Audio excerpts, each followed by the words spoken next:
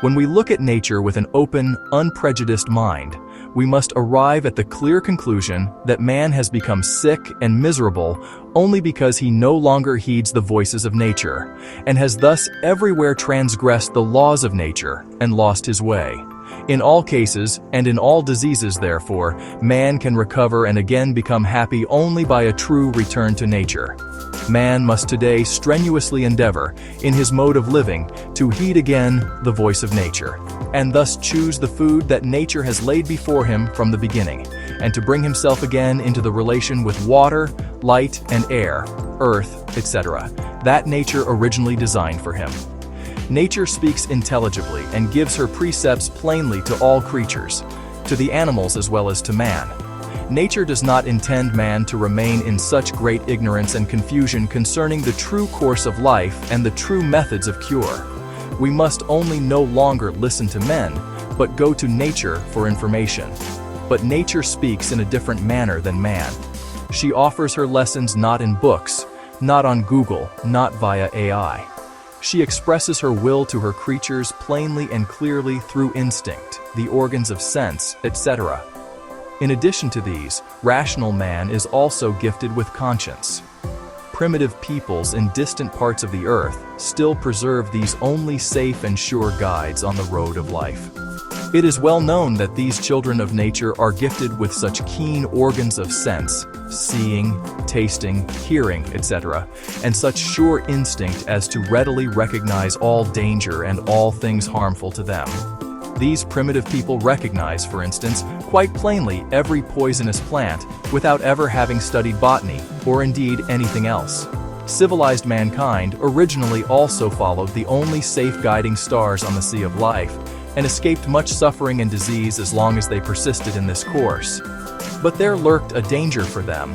Man is gifted with intelligence that he may recognize his connection with God, God's goodness and love, and enter into filial relation with God and lead a higher life. His intelligence constitutes his highest excellence. But man used his intelligence for the purpose of separating himself from nature. He early refused to listen to the voices of nature and followed the inspirations of his reason. He wished to be teacher and lawgiver on his own part, and made of himself the little god of the earth. With the aid of his reason, his intellectual faculties, he engaged in special, arduous studies and researches, on which he reared a system of laws according to which he arranged his life, his food, his clothing, his labor, education, etc. Civilization began. Out of this false use of his reason grew false science.